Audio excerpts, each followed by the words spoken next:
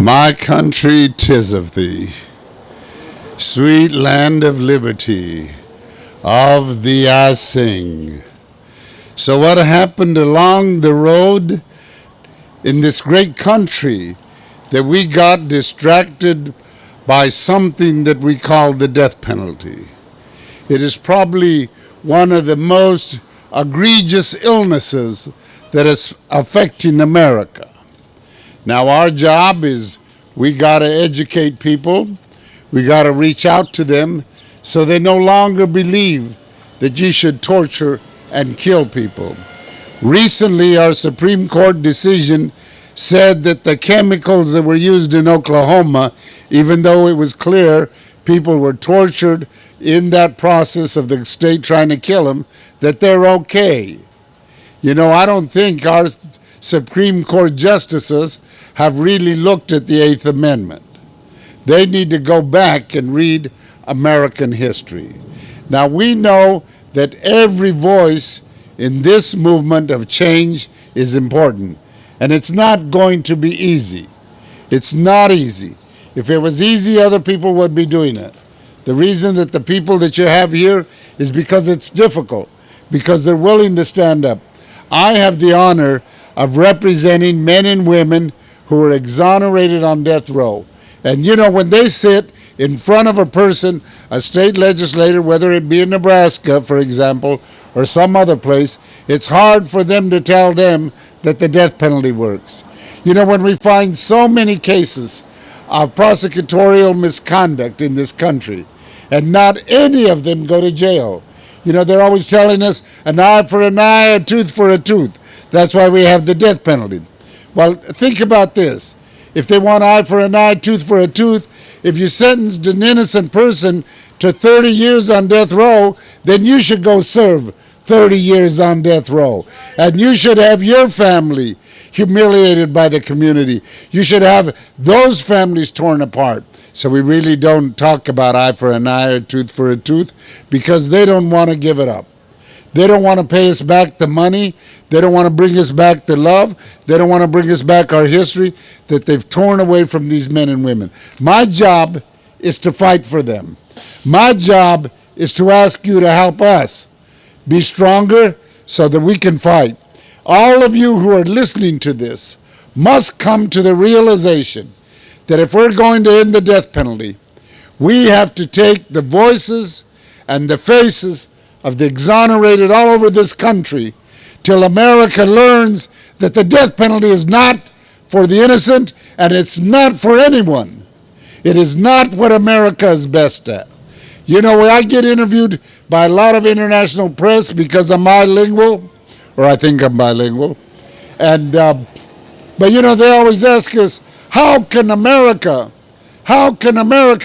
point the finger at another country and say you're not respecting human rights and at the same time killing their own citizens? How can America do that?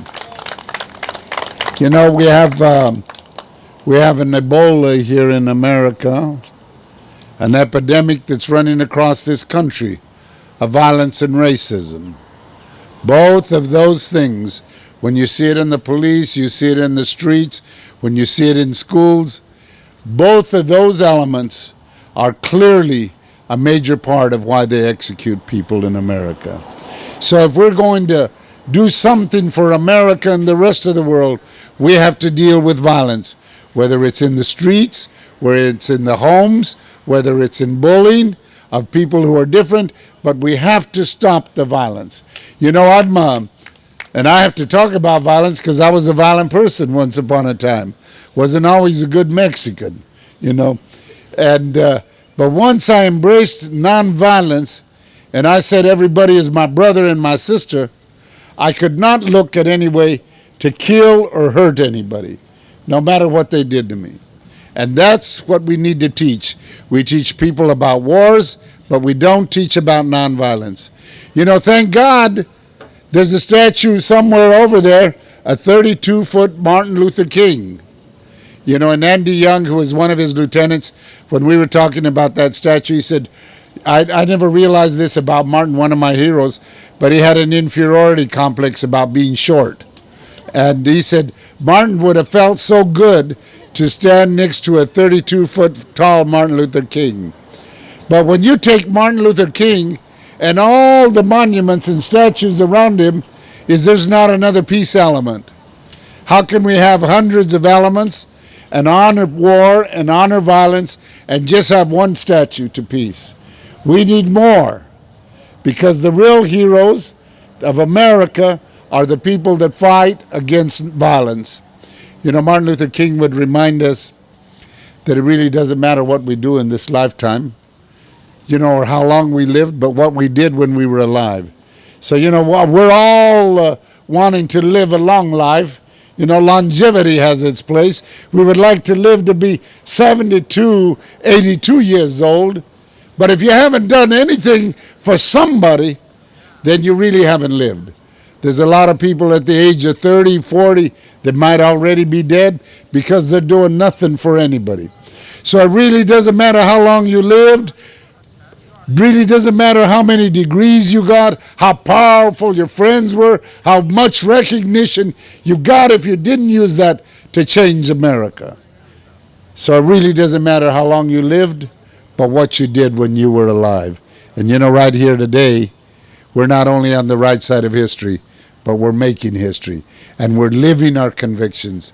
Mil gracias. We're going to win, and that's because you're going to take of your advantage of your time on this earth to do the right thing and repeat our stories until everybody listens and they embrace nonviolence.